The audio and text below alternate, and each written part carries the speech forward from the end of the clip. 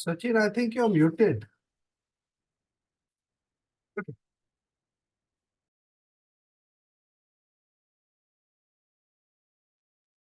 Yes, sir. Today we will be starting the session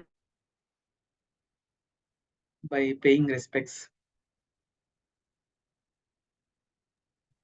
Namo tassa bhagavato arahato samma sambuddhassa.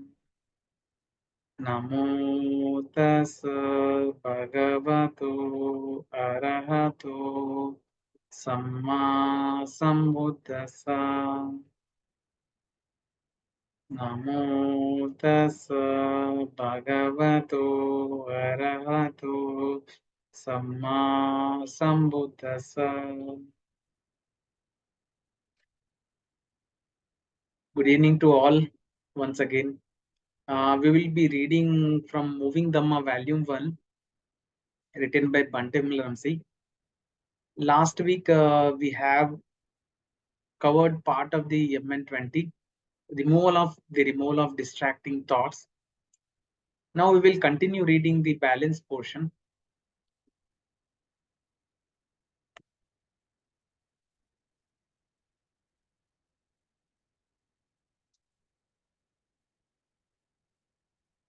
Like we'll be starting from the way Bhante Vimalaramsi is explaining about the dependent origination.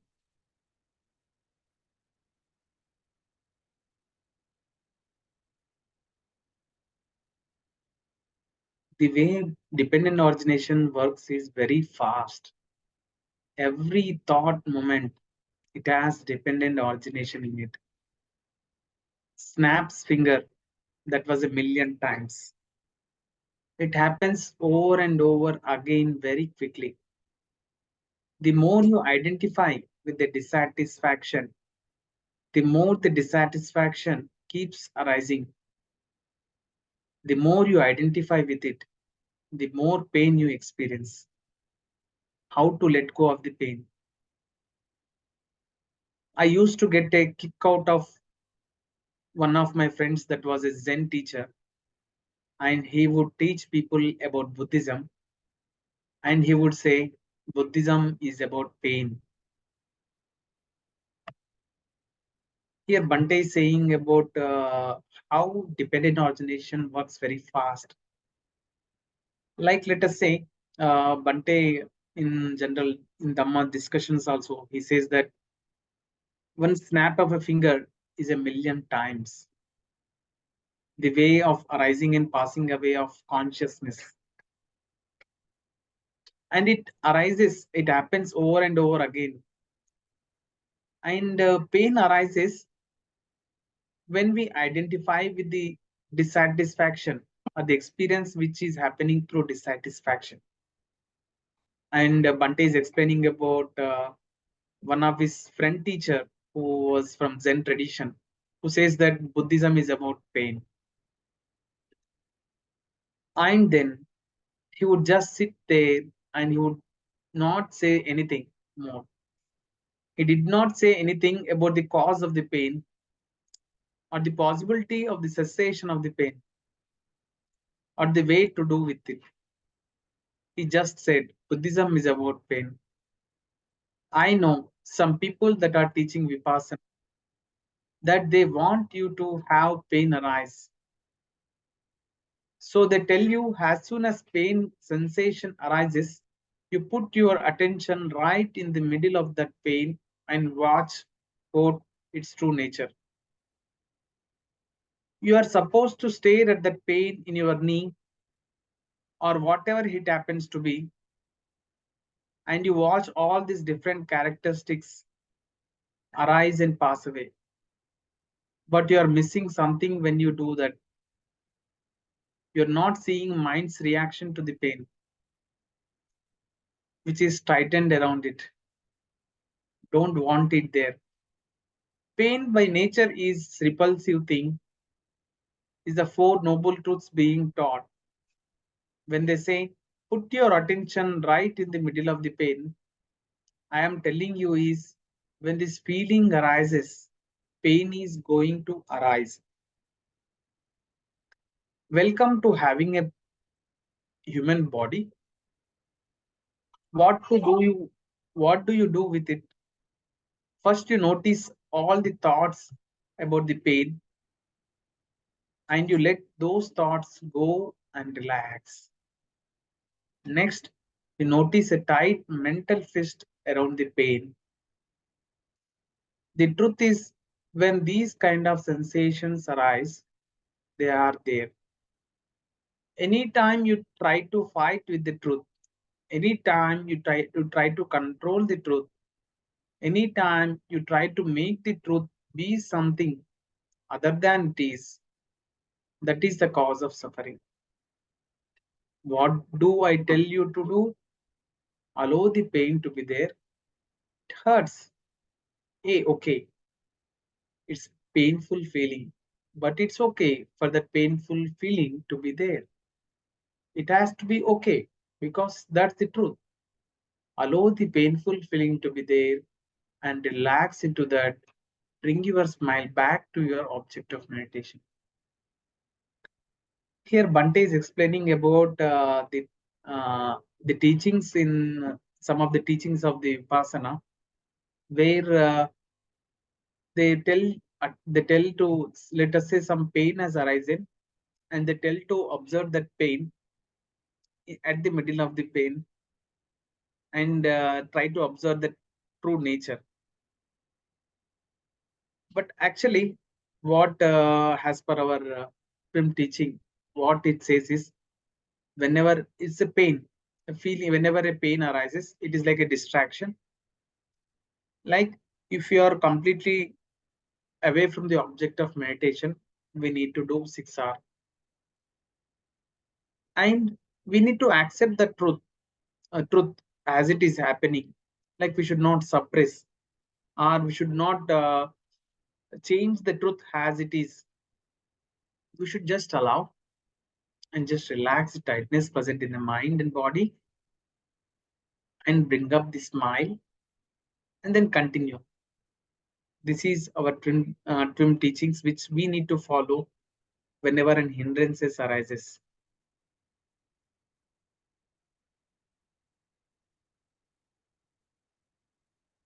The nature of these kinds of sensation is they don't go away right away.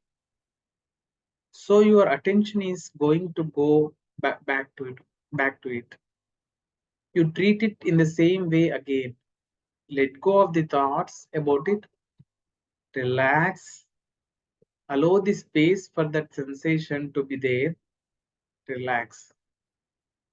Come back to your object of meditation. What are you doing when you do that? You're practicing the entire Eightfold Path. You are changing from this is my pain and I don't like it to it's this sensation and it's okay for it to be there because that's the truth. It's there. You have changed your perspective. You have changed your view from this is me, this is who I am, to it's only that. Every time you change your perspective, there's a lessening of tension and tightness. There is a learning how to lovingly accept whatever arises in the present moment. Anytime you try to fight with what's happening in the present moment, anytime you don't like what's happening in the present moment, you can look forward to dukkha. You can look forward to pain. You can look forward to suffering. You can look forward to stress.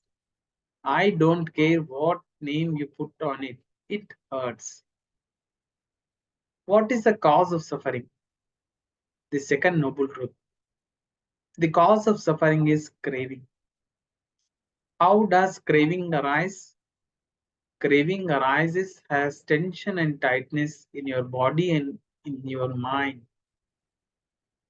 Every time you let go of the tension and tightness in your mind, in your body, that's the third noble truth. That's the cessation of the suffering. The way you do it is by practicing the Eightfold Path. which we will get into at another talk down the way. Every time there's a distraction, every time your mind gets pulled away from your object of meditation, there is this craving, there is this tension and tightness. Every time you see it, you allow it to be and relax. You are practicing the third noble truth. In this page, Bhante is talking about the four noble truths. Bhante is saying that whenever we are practicing 6 hours, like recognize the mind got distracted from the object of meditation, release the distraction, relax the tightness present in the mind, then re-smile and coming back to object of meditation. During this process of 6 hours, actually we are following the entire eightfold path. Like we are changing the perspective from this is my pain and I don't like it to it's okay, it's the truth. We are changing every time we are practicing 6 hours, and we are changing our perspective from this is pain or this is an hindrance, and we are allowing the things has to be as natural as truth, and we are taking impersonal in this process. Like we are not taking this, it's only that it's not mind hindrance, we are not taking in this in that way. And every time, as we know, the how craving arises by tension and tightness present in the mind. And whenever we practice 6 hours, we are accepting the whatever arises in the present moment.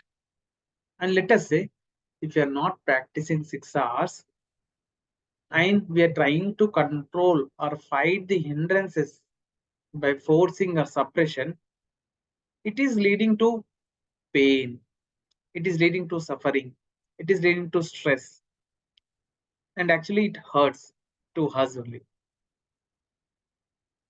And the second noble truth is, what is the cause of suffering? As we know, cause of suffering is craving, and craving arises as tight tension and tightness in the mind and body. And what is the third noble truth? Here, third noble truth is cessation of suffering. This cessation of suffering, like as we are going practicing this cessation of suffering, is like we are following the 6 hours. And we continue. One of my monk friends, it was another scholar in Australia, we got in a big discussion about the word Nibbana. What is Nibbana? He kept on saying there's two kinds of Nibbana. I would never heard of that before. How can that be? There's a mundane kind of Nibbana. Ni means no. And Bana means fire, putting out the fire. The fire of what? The fire of craving. You must experience the cessation of craving, the tension and tightness. Many thousands, many tens of thousands, many hundreds of thousands of times before you will be able to experience the supramundane kind of nibbana. Letting go of the tension and tightness every time it arises gets you one step further, one step closer to the supramundane nibbana. You will hear me say over and over again, when a sensation arises, allow it to be relaxed, smile, come back to your object of meditation. When he gives attention to some other sign connected with what is wholesome, then any evil, unwholesome thoughts connected with desire, with hate, and with delusion are abandoned in him and subside. With the abandoning of them, his mind becomes steadied, internally quieted, brought to stillness, and collected. Just as a skilled carpenter or his apprentice might knock out, remove, and extract a coarse peg from by means of fine one. So too, when a monk gives attention to some other sign connected with what is wholesome, his his mind becomes steadied internally, quieted, brought to stillness, and collected. I was telling some of you today about the 5 R's: release, relax, smile, return, repeat. But I came up with another one. Now there is 6 of them. First is recognize. Recognize that your mind is pulled away from your object of meditation. Here, Bhante was talking about one scholar from Australia. They were discussing. They were on discussion about Nibbana. Here, Bhante is explaining about Nibbana. Nibbana is having 2 words. One is ni and another is bhana. Here, ni means no, bhana means fire. Both put together, we can say no fire. But actually, what fire is here? The fire of craving. That is no fire of craving. And Bhante is saying one may be experiencing many thousands, many tens of thousands, many hundreds of thousand times before reaching the Nibbana. That is tension and tightness we can experience many times when we actually reach the final experience of supermundane Nibbana. And every time we 6R, where every time we follow this 6R's process and release this tension and tightness, we are getting the step closer to supramundane Nibbana. And Bhante says over and over again that we need to relax, smile, and come back to the object of meditation.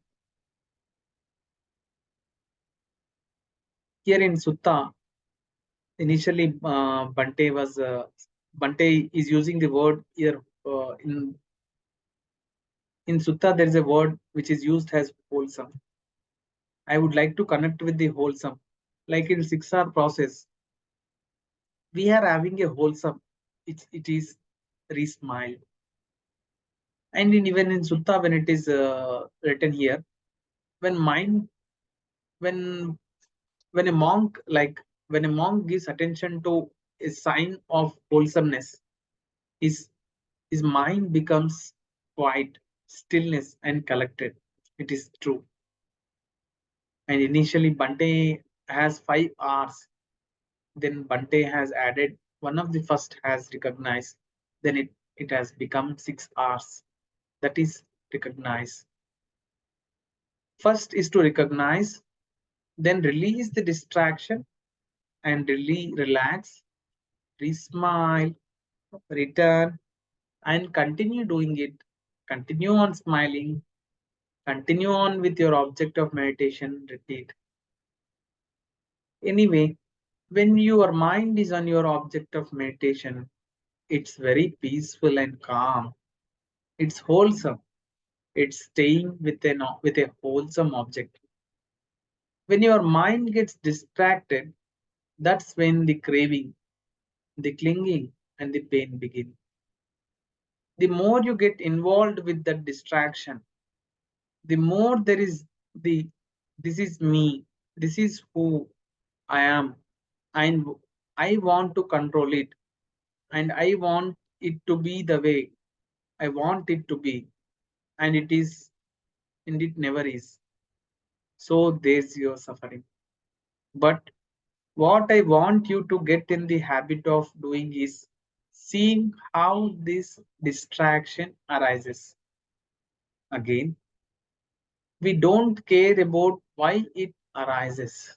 Well, the door slammed. That's why. Who cares? It's just a sound. It's just sound waves hitting the ear. Your ear is in the good working order. The sound wave hits the ear consciousness arises. The meeting of these 3 things is called ear contact. With ear contact as condition, here feeling arises. Feeling is pleasant or painful, or we could go all the way up to 108 different kinds of feelings. But I don't want to do that. It basically comes down to either pleasant or painful. With feeling as condition, craving arises. Craving always manifests as tension and tightness, and it's the I like it, I don't like it mind. With craving as condition, clinging arises. All of your opinions and story about. With clinging as condition, habitual tendencies arise.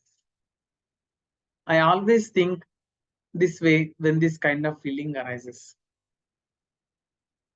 Every time somebody slams the door, there's a dissatisfaction.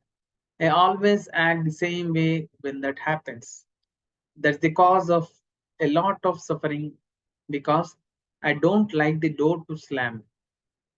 I don't like that sound. I want the sound to stop so it doesn't, quote, disturb me. But sound is just sound. It's not good. It's not bad. It's just sound. Here, Bhante is explaining about the 6R in wholesome object. And whenever one is with object of meditation, one can be very peaceful, calm, and it's wholesome. And when mind gets distracted, then the pain arises. And the more we get involved with the distraction, like this is mine, like the way we want to, if we want to control the distraction, and the bigger the suffering is.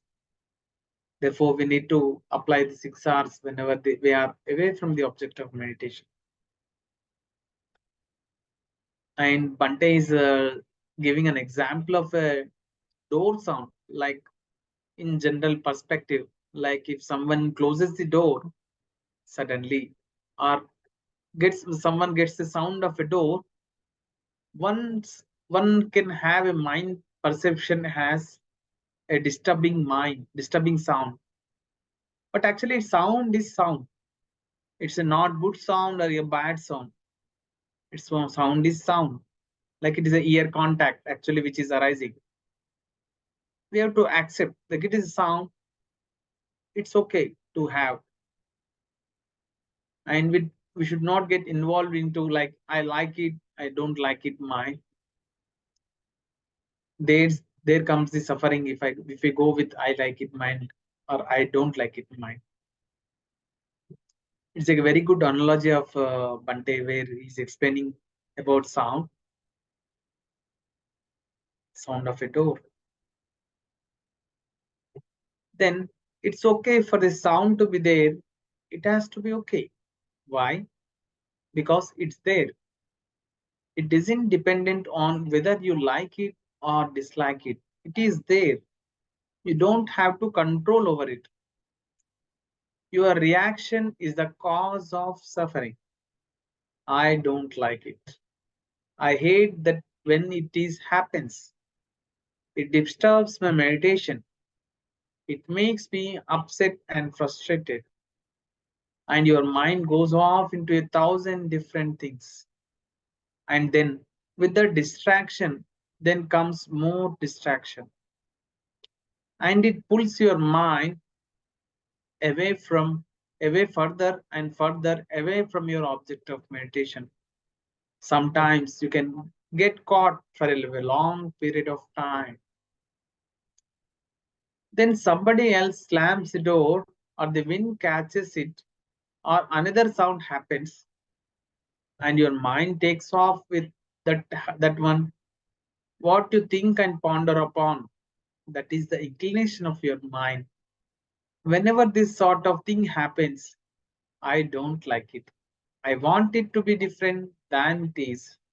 The more you get into disliking something, the more your mind will tend towards that dislike. In the morning, one of the things that we say is that hatred can never be overcome by hatred in this world.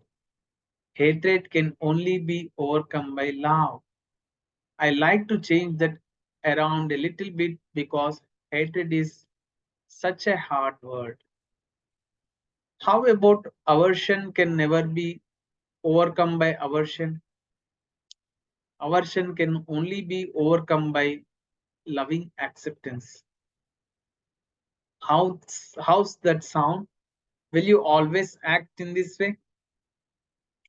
How many times has that been said in rela- relationships? You're always like this. Well, no, you're not. But because you think that over and over again, your mind tends towards that, and that leads to more and more suffering. How to overcome this habitual tendency?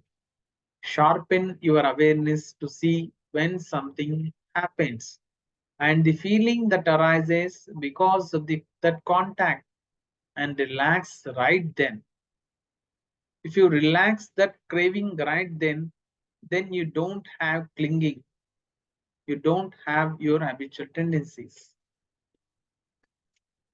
Here Bhante is saying about the sound which analogy which we were discussing in the last few minutes ago. Like sound is sound, and the cause of suffering for everything is like we don't like it, or we get upset when something happens, and whenever we are in meditation, like, and we will get distraction, and we may have a chance of getting into the tendency of I don't like it mind, I upset mind, and we can get into caught into many thousand different things during practice of meditation, and which is pulling when we are going into the hindrance, we are actually moving away from our object of meditation, and we are moving further away from the object of meditation. You are not coming closer to the practice. And whenever you follow this practice of 6 hours, then you are coming back to the object of meditation and you are walking. And let us say again distraction comes, your mind get distracted, you are moving away from the object of meditation. And Bhante similarly used this door analogy of how one's mind get distracted. And there's a Dhammapada verse which says, hatred can never overcome by hatred in this world. Hatred can only be overcome by love. I like to change that word a little bit because hatred is such a hard word, and it's true in nature. Like one cannot be hatred can never be overcome by hatred. It can only be overcome by love. And Bhante is emphasizing here how to overcome these habitual tendencies. Like let us say I have an habitual tendency of replying particular thing in a particular situation. Let us say when we want to change these habitual tendencies, Bhante is saying to sharpen your awareness by seeing something which something happens, and the feeling that arises for that contact, and relax right then. If you relax that, then you are removing that craving portion. You're coming again closer to the object of meditation. We can practice this way, overcoming these habitual tendencies by practicing and being mindful during all the daytime. Like let us say you're doing some work, and you can keep a little smile, and you can pause and work on it. There's no hurry to do it, and you can just relax. You can sit whenever you got a free time, just you can observe how your mind moves from the object of meditation. You can just sit, relax, close your eyes for a moment, during your day-to-day activities. And you can keep a smile on your face, and it helps in your practice. Your mind is very alert, your mind is very receptive for whatever else arises. You have gained a state of true equanimity. That's what this practice is for. That's what this practice is all about. Sharpening your awareness so you can see how these things happen. That's the question that the Buddha asked: how? Why? Oh, there's a millions of excuses of why things happen. Well, I don't like these sounds because one time when I was in the crib, somebody made a real loud sound and scared the heck out of me, and I have never liked sounds since. Why? Who cares? Why isn't the question, how did this arise? The whole idea of getting rid of your hindrance is seeing how they arise. Restlessness is a great hindrance, and you better be friends with it because it's going to stick around for a while until you become an arahant anyway.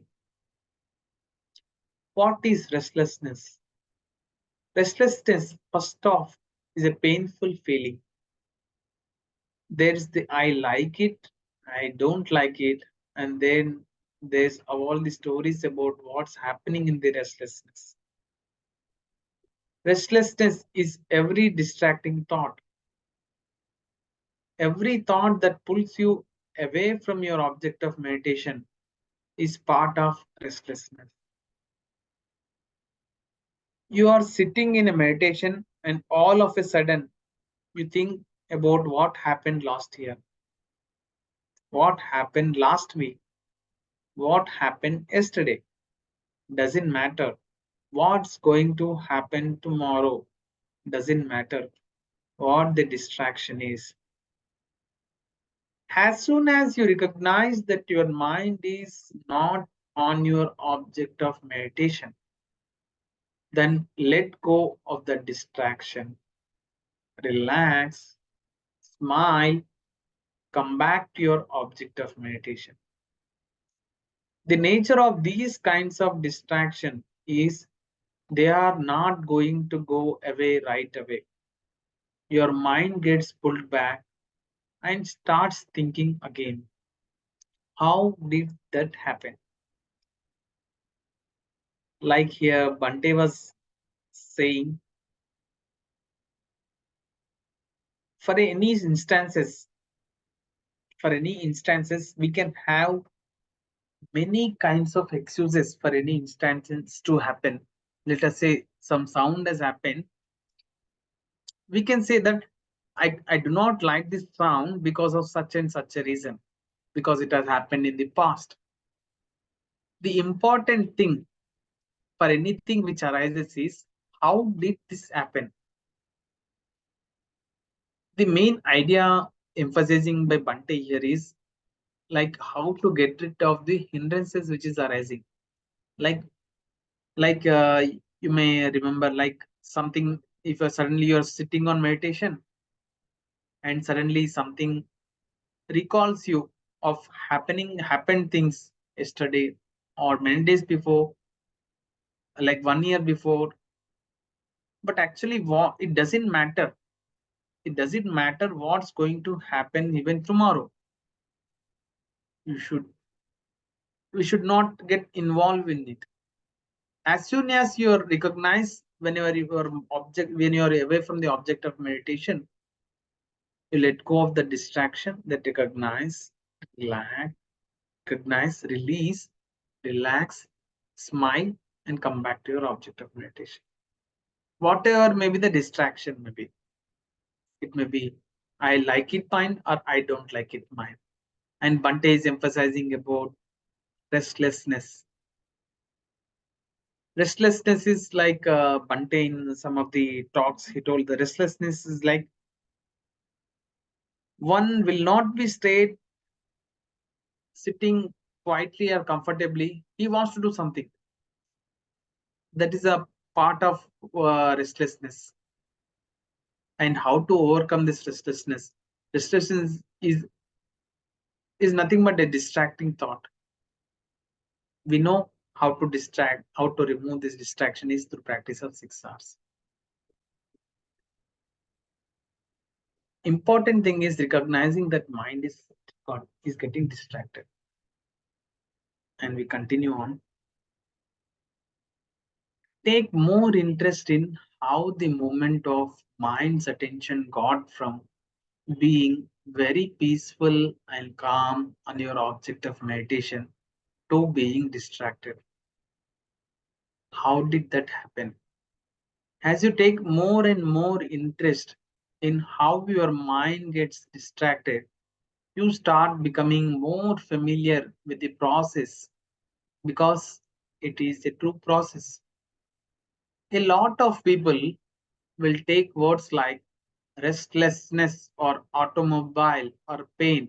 All of these words are concepts. We'll take an automobile as a great concept.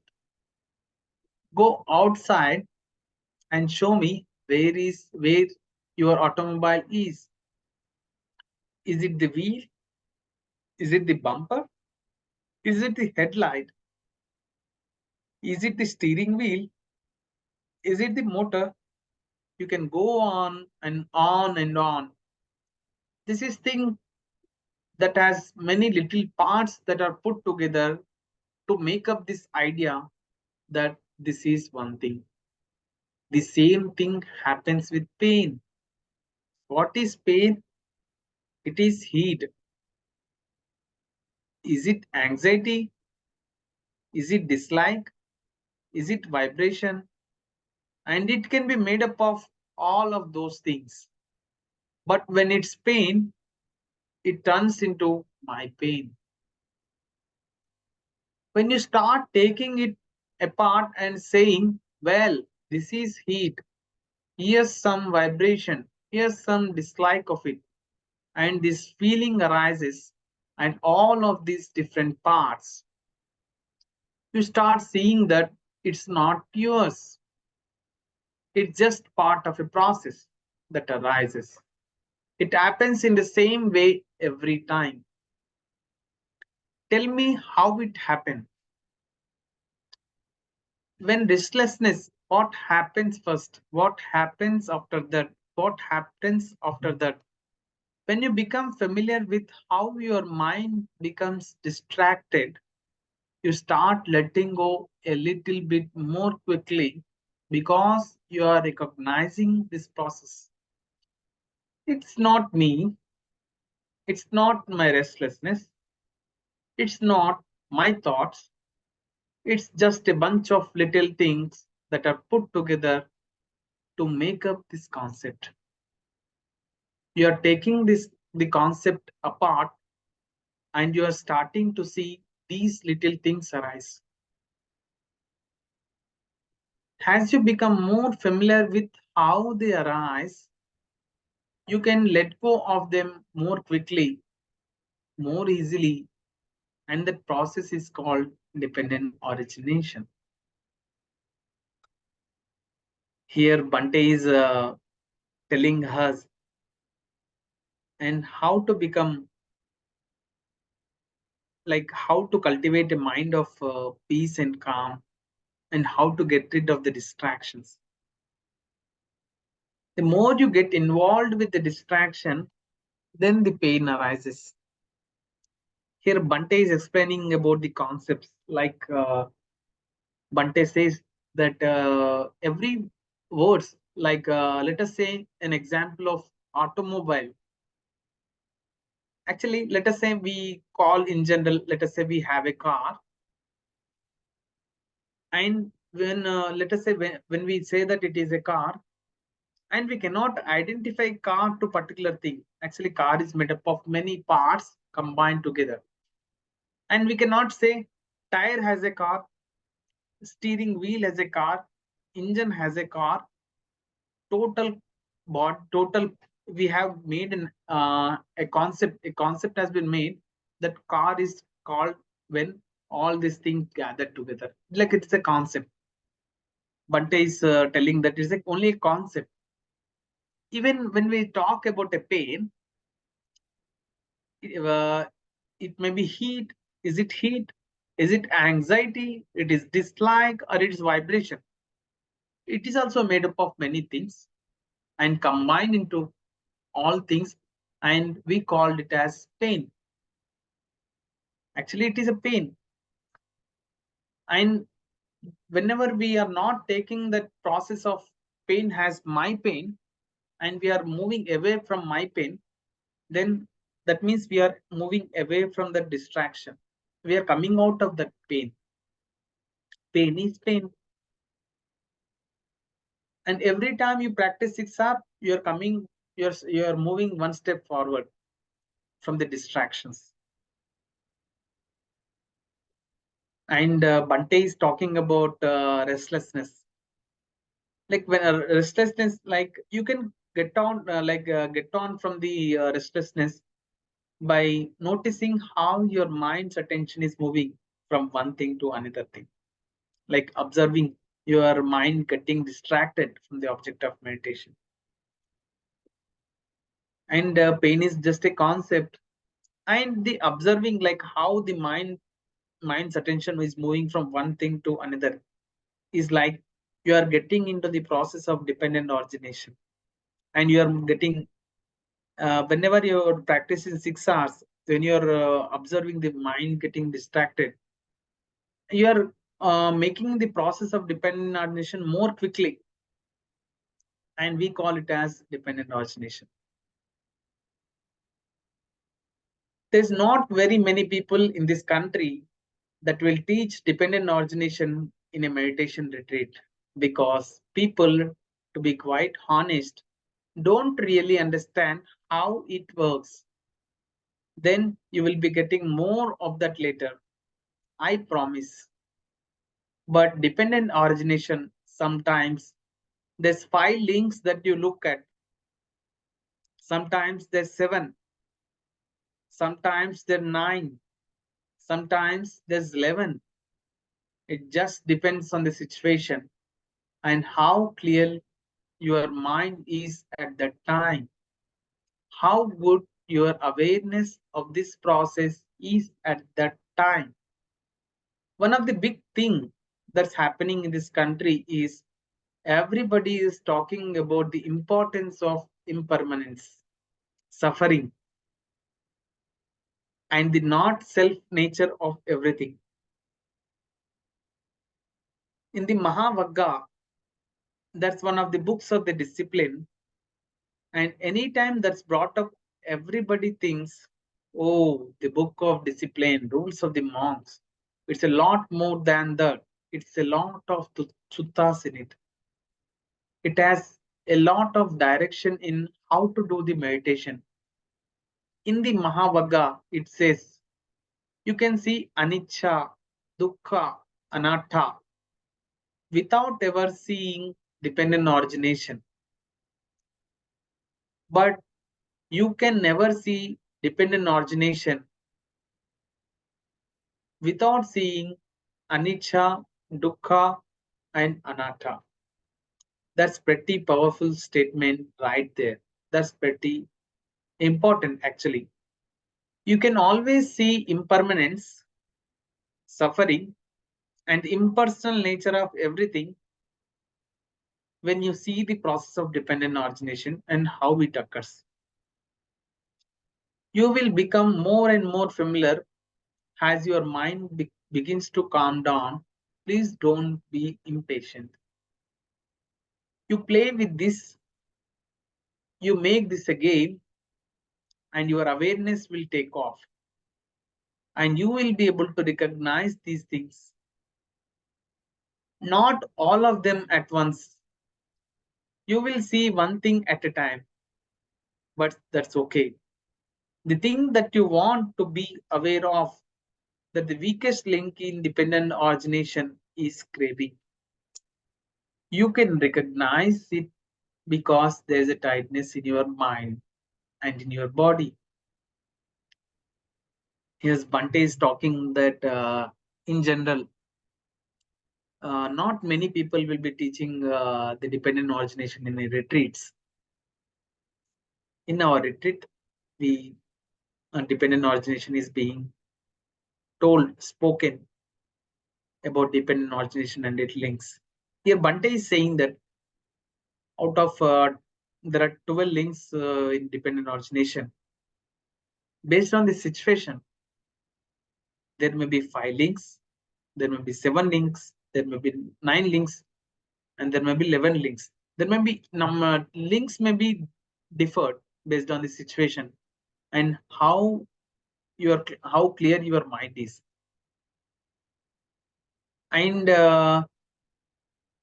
what happening in the countries like Bante was saying, the lot of importance have been lot of many people are talking about the importance of impermanent suffering and not self. And there's a book, there's a in the Mahavagga, like it has many lot of suttas in it. And in Mahavagga, there is one quote which is one of the sentence which is explained is, you can see anicca, dukkha, anatta. Here, anitya means impermanence, dukkha means suffering, anatta means non-self.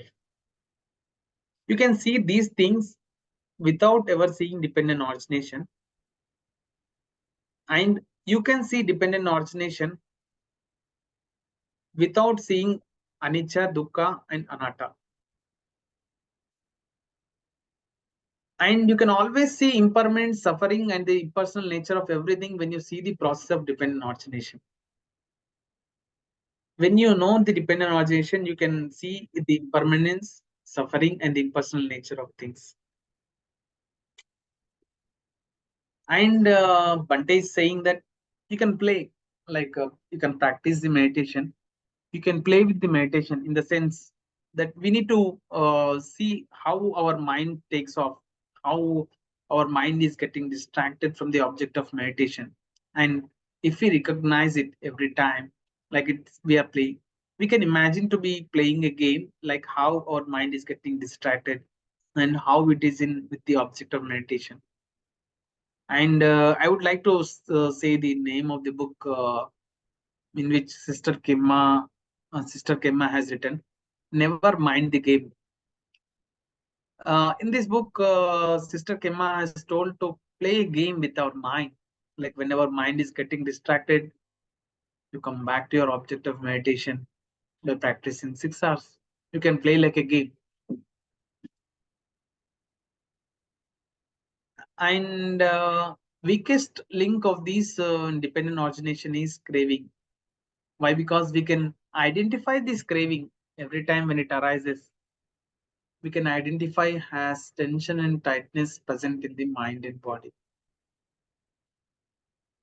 As soon as you see that, you can start relaxing, letting it go, then the suffering does not arise so much anymore, and you can start gaining more of the sense of balance in your practice and your everyday life. One of the things that I found, especially coming back to this country, is everybody assumes that the hindrance only arises really while you are sitting on the cushion. That's the only time you need to take a look at them. Wrong. It's wrong. Hindrances are arising all the time. When you are sitting on the cushion, is the time that you can really spend watching how it arises, and you become more familiar with it. So when you get caught by a hindrance out there, you won't get caught for as strong, as long. You will be able to recognize it, see it for what it truly is. See, this is an all-time practice. That's one of the reasons why I try to impress the idea that while you are doing your daily activities, I don't care what you're doing. I want you to be watching the movements of mind's attention. Stay with your object of meditation. If you can't stay with your object of meditation, at least smile. At least. Why? Because when your mind is uplifted, your attention is very quick, alert, and your mind is very agile. It sees things much more quickly when you have uplifted mind. I'm told that I am crazy quite often because I try to get people to smile and have fun. But most people think, well, meditation is supposed to be serious. Life is supposed to be serious. I would like to catch the guy that wrote that statement and smack him one, who said life is supposed to be serious. I mean, really, we all have this idea that's the way quote grown ups are supposed to be act. But I would rather be a kid. I'm a kid. Who am I kidding? Here, Bhante is emphasizing on the practice of 6 hours. Like one may think that by sitting on cushion, we are getting more hindrances. But actually, if we sit on meditation and observe how our mind's attention is moving, actually we are practicing the meditation and we are cultivating the mindfulness. And the way, and we do not look out whenever an hindrances arise. We continue to sit for a while practicing. And Bante is telling that whatever the activities it is, we may be doing, you may stay with your object of meditation and watch how the mind's attention is moving from one thing to another thing.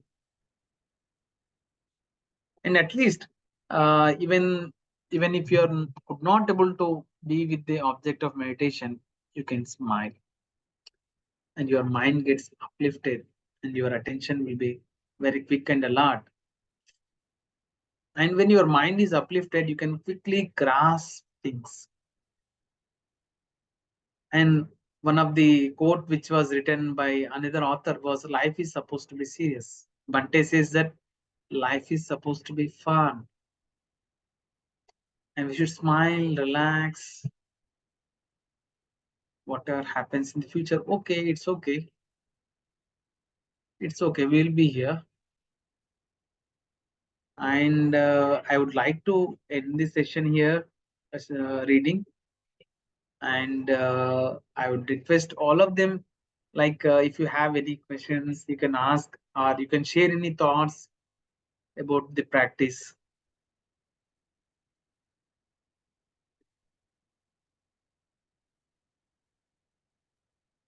Himalaya sir.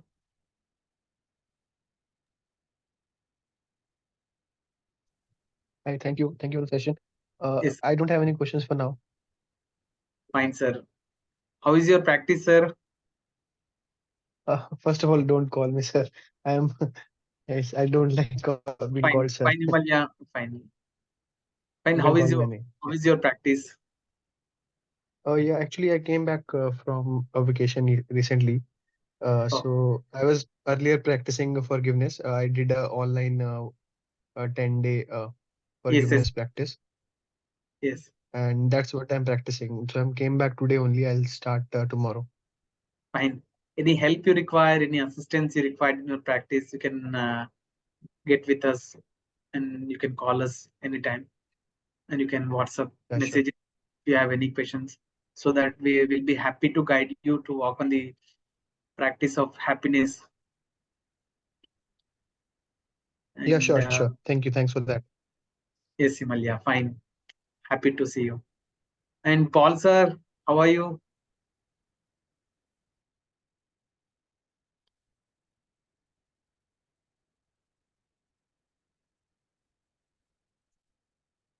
I'm okay, thank you.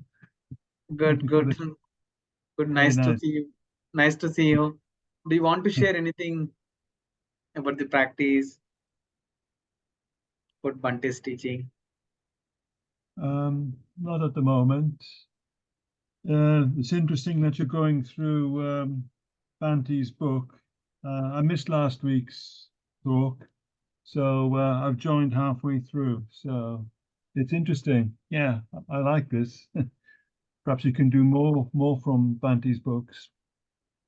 Yes, yes. Whenever we read the Bante's book, I remember to 6 or what whenever the distraction arises, and it is like helping us mindfulness. It's really good thing. Mhm. Nice to see you, Paul. Thank you. Thank you. And Sanjay, do you want to share anything? No, sir. Yes. How is your practice going on, Sanjay? Yeah, good, sir. Good. Okay, Feeling good. There is changes prior and current. Feeling good to practicing this. good. Continue to practice. And we are here to guide you whenever you require any, you have any question regarding the practice. And the more you siksad, you will get, you're very closer to the happiness, peace, and calm. Thank you. Thank you, sir. Yes, yes. Okay, let's end the session. Sindhu, do you want to share anything? Okay, fine. We'll be ending the session by reading the sharing merits that whatever which we had accrued.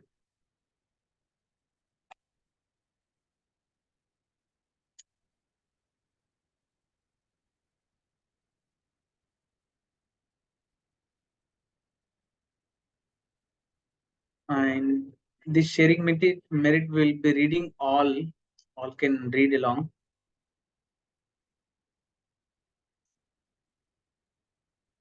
We'll start now. Sharing merit. May suffering ones be suffering free, and the fear struck fearless be. May the grieving May share, the grieving share. and may all beings find relief. May all May all be share share this this. merit that we have the sacrifice for the acquisition of all kinds of happiness. May beings inhabiting space and air, devas and nagas, mighty Baba, share this merit of ours. May they long protect May the long protect the Buddha. Baba. Wishing you all happiness to all. Thanking you. Keep smiling, practicing to be happy and peace. Thank you. Thank you, Himalaya. Thank you, Paul. Thank you, Sanjay. Thank you, Sindhu. Yeah, thank you. Have a good day. Yes, thank you. Thank you, sir.